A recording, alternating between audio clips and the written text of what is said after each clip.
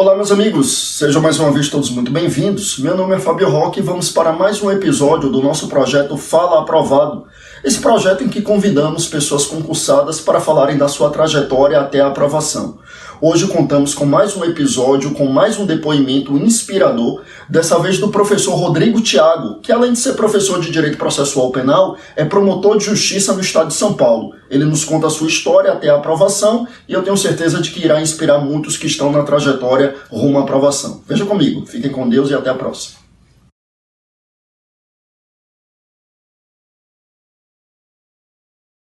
Olá, concurseiro, olá, estudante de Direito, operadores e operadoras do Direito como um todo. Estou aqui com muita honra para participar do projeto do professor Fábio Roque, o Fala Aprovado.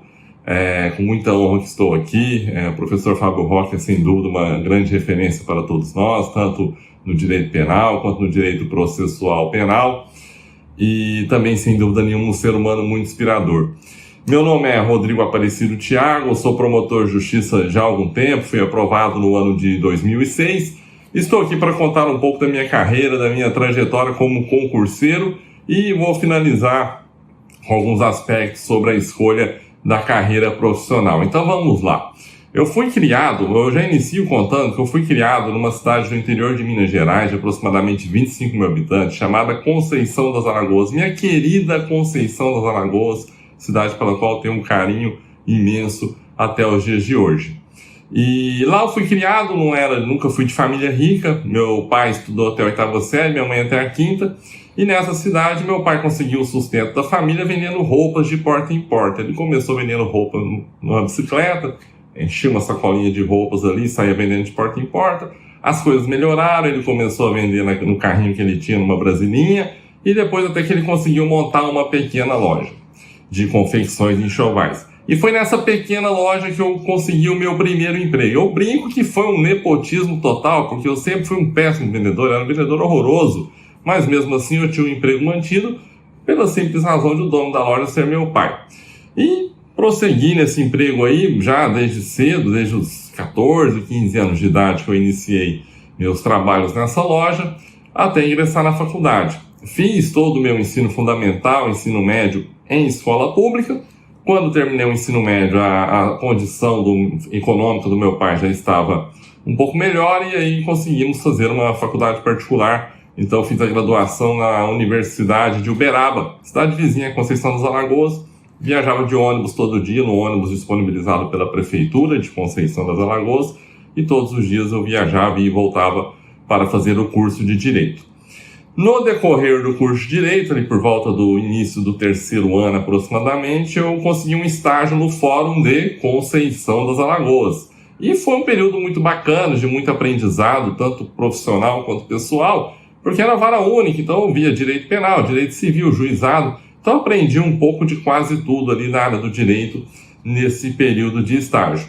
E foi lá também que eu assisti ao primeiro tribunal do júri da minha vida e tomei uma decisão muito importante de ser promotor de justiça. A partir dali eu falei, eu quero ser promotor de justiça, criei esse sonho na minha cabeça e fui atrás dele até conseguir. E nesse período eu continuei trabalhando na loja, eu ficava na loja no período da manhã, fazia estágio no período da tarde e ia para a faculdade à noite, chegava meia-noite todos os dias voltando da viagem de ônibus. Terminei a faculdade em julho de 2004 e aí nesse período eu já tinha encerrado o estágio no fórum, na vara judicial, e fui convidado para fazer estágio com o promotor de justiça da comarca. E eu terminei a faculdade, o promotor de justiça pediu que eu ficasse pelo menos até o final do ano, auxiliando-o na promotoria. Como eu estava aprendendo muito ali na promotoria também, promotoria de vara única, eu via todas as áreas que o Ministério Público é capaz de atuar, e eu optei por continuar, precisava da grana também no período, estava conciliando ainda a loja com a promotoria e continuei. Só que para não perder esses 6 meses de estudo, já que eu queria ser promotor de justiça, eu optei por, nesse período de 6 meses, de julho até dezembro de 2004, fazer um cursinho preparatório para concurso. Também na cidade de Uberaba, era por videoconferência, mas era na cidade de Uberaba. Então a rotina da faculdade continuou, era loja de manhã, estágio à tarde e cursinho preparatório à noite. E o que eu usei nesse período, como eu não tinha tempo para estudar, porque eu tinha esses 2 trabalhos mais o cursinho à noite, eu optei por criar um material de estudo pensando já no ano seguinte, 2005, quando minha pretensão era parar tudo para estudar para o concurso para promotor de justiça. Então eu fiz isso, lá no cursinho eu ia, anotava, sugava tudo que os professores falavam e chegava em casa, meia-noite, digitava toda a matéria. Digitando era uma forma de revisar aquele conteúdo, fazia isso até por volta de 1h da manhã mais ou menos, e de entender a matéria. Por quê? Minha letra era muito feia, é até hoje. Hoje eu sou professor, eu tenho que usar slide, porque se eu escrever no quadro, meus alunos não vão entender o que eu estou tentando passar. Então eu tinha também essa necessidade de digitar para ter um material mais organizado, mas no que eu digitava eu acabava automaticamente revisando o que os professores haviam acabado de falar na sala de aula. E criei esse material. Terminou o ano de 2004, 2005, sentei com os meus pais, falei, olha, agora eu preciso de 1 ano para estudar, sem ter que trabalhar. Nesse período, o promotor de justiça que eu fazia estágio me ajudou bastante. Não vou citar o nome dele aqui, porque eu não sei se estou autorizado também por ele, enfim, mas sabe quem é, se algum dia assistir esse vídeo, sabe meu eterno agradecimento a ele. Então ele teve uma participação importante no trabalho de convencimento dos meus pais, porque imagina, meu pai estudou até a 8ª série, minha mãe até a 5ª, como explicar para os dois que aquele filho que eles lutaram tanto para conseguirem uma graduação, ainda precisava de mais 1 ano estudando para realizar o sonho dele, para conseguir efetivamente uma profissão.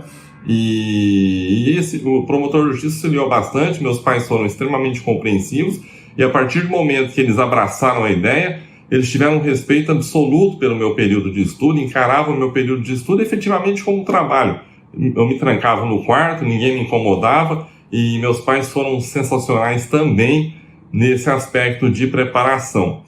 Então, em 2005, eu parei tudo, peguei esse material de cursinho, que era a minha base de estudo, e comecei a focar no concurso para promotor de justiça.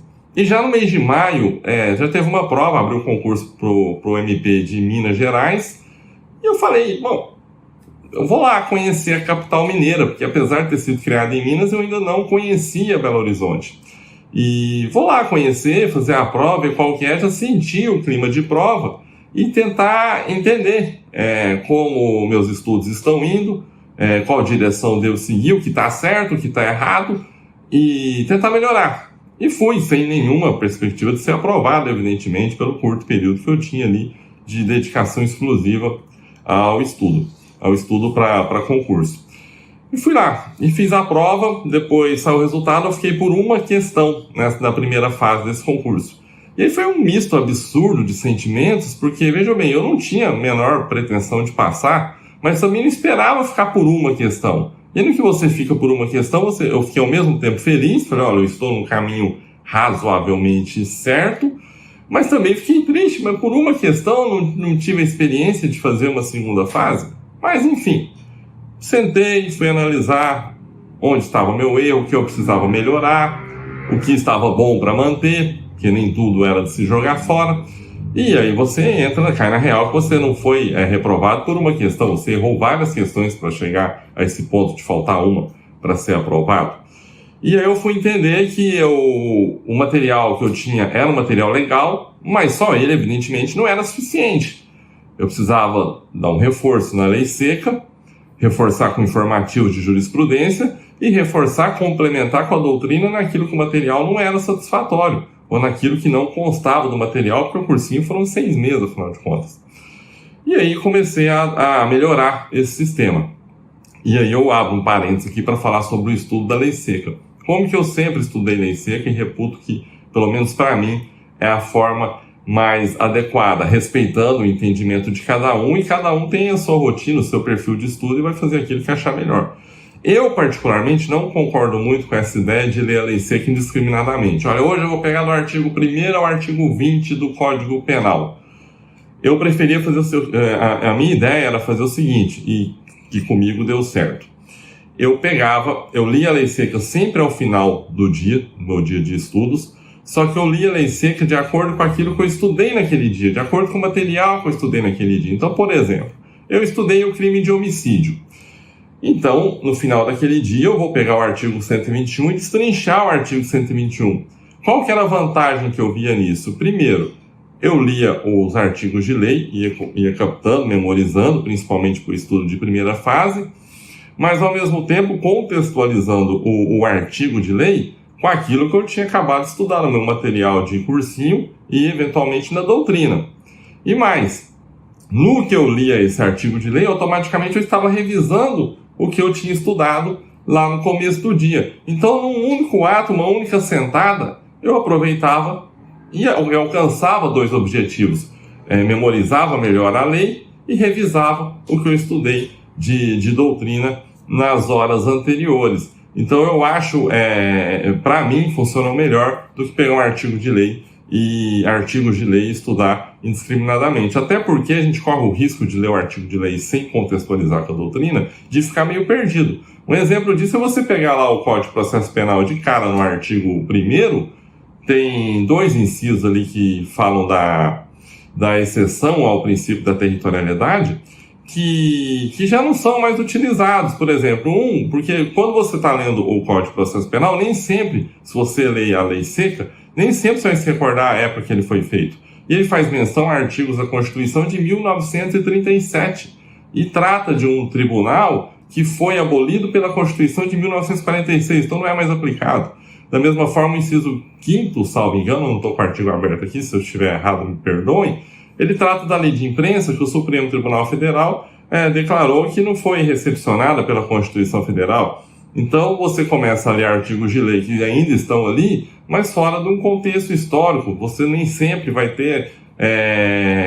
conseguir associar o contexto histórico do artigo de lei se você lê ele de forma indiscriminada. Assim como nas menções à nomeação de curador ao menor de 21 anos, será que quando você estiver estudando a lei seca, você vai lembrar que essas disposições foram tacitamente revogadas pela entrada do então novo Código Civil, que aumentou a maioridade civil, que reduziu a maioridade civil de 21 para 18 anos? Então, por isso que eu tenho esse receio de ler a lei seca de forma indiscriminada.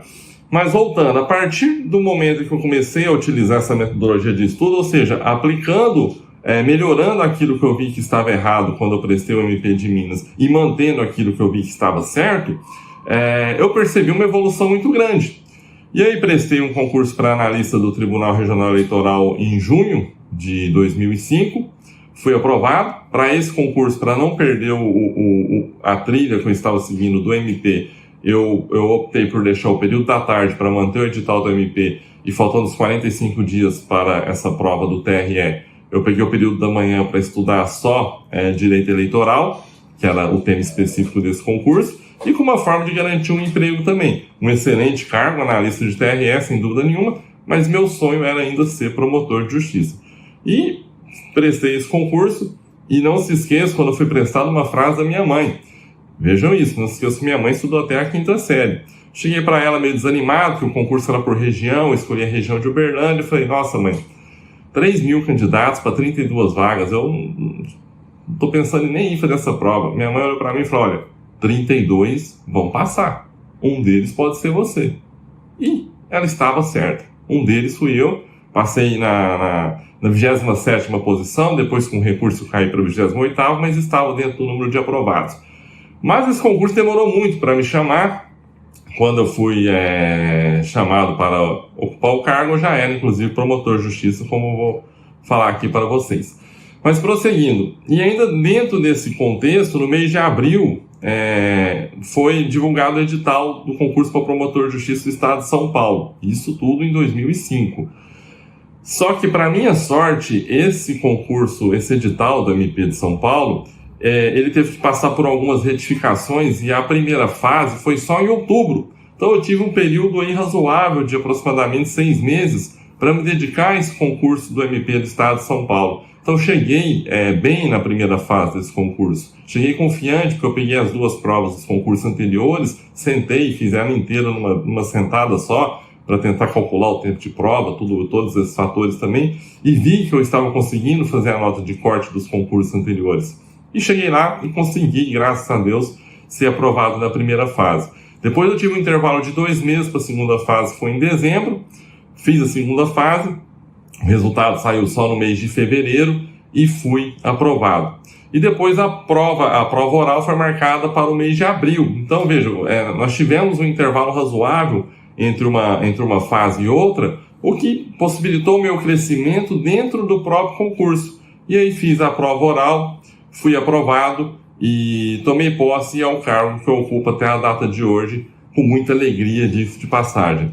Então, em síntese, vejam, em termos de trajetória de concurso, a minha vida foi essa. A gente vai perceber que não foi uma trajetória tão longa assim em termos de concurso público. Mas por uma junção de fatores, eu tive uma junção de fatores que o fator sorte entrou bastante, só que eu fui me preparando bastante para a hora que o fator sorte chegasse, eu estivesse pronto para aproveitá-lo como de fato aconteceu. Mas eu acho que o importante aqui para essa conversa nossa que eu preciso passar para vocês é o seguinte: ter consistência. Concurso público é consistência, focar que você quer aquilo e não desistir, ter organização, tente achar um método que vai melhor se adequar ao seu perfil de estudo, faça provas. Tem gente que não gosta de prestar concurso sem estar totalmente preparado, que acha que vai acumular derrotas. Você não vai acumular derrotas, você vai acumular aprendizado. Você vai ver onde você está bem, onde você está mal e adequar a sua vida nesse sentido, a sua vida de estudo nesse sentido. E crie essa metodologia adequada. Eu, particularmente, funcionei muito bem com o material de cursinho. Você tem que, para adotar esse método, você tem que pegar o cursinho que você faz e enxergar ali os melhores professores, aquele que você se adapta mais à aula dele, aquele que dá um conteúdo mais extenso, um conteúdo mais bem feito, e ir na doutrina para complementar esse estudo.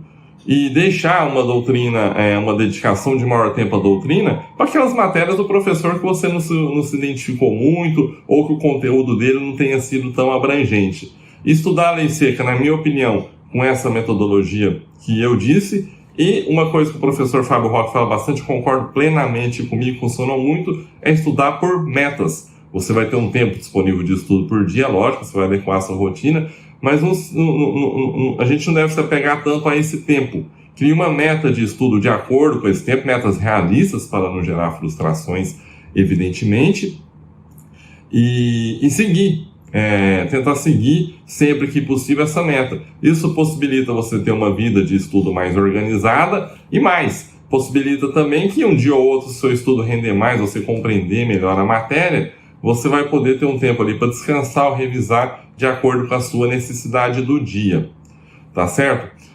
Um outro ponto importante, revisões. Sempre que for começar a estudar, separa ali uns 10, 15 minutos iniciais para revisar o que você leu no dia anterior, especificamente dessa matéria, o que você usou no marca-texto. Marca-texto nessa fase da vida tem que ser um dos seus melhores amigos.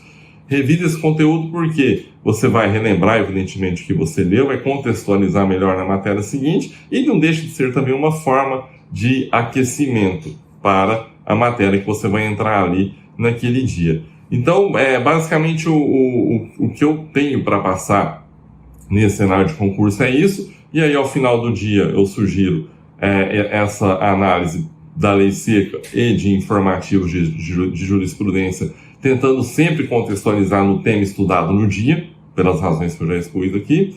E, repito, não desistir no meio do caminho, saber que vai ter dias que você não está muito bem, mas que isso passa, o dia seguinte é um novo dia que você estará melhor. Nos dias que não estiver muito bem, o que eu sugiro, faça revisão. Revise aquela matéria que você gosta, mas não jogue seu dia mal fora. Hoje eu briguei com o namorado, com a namorada, com meus pais, enfim. Não joguem esse dia fora. Tá difícil raciocinar para uma matéria nova? Revise uma matéria que você goste mais. Não perca esse dia. Tente seguir nesse sistema. E um último recado que eu queria dar é o seguinte: a escolha da carreira, para que a gente também não gere frustrações como profissional no futuro de vocês.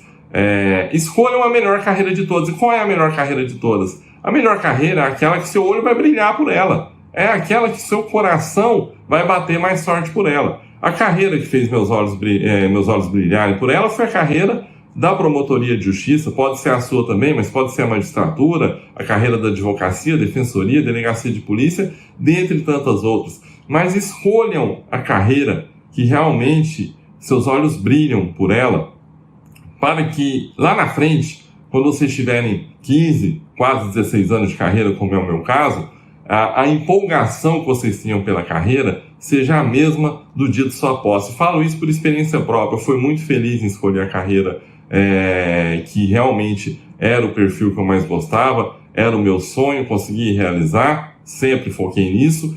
E então hoje eu posso dizer para vocês o seguinte: quando eu me preparo para entrar no tribunal do júri, para iniciar mais o dia do trabalho, o mesmo amor, ou talvez até maior, mas no mínimo o mesmo amor que eu tenho da data da posse, nos meus primeiros dias de trabalho, é o que eu tenho hoje. E isso não tem preço.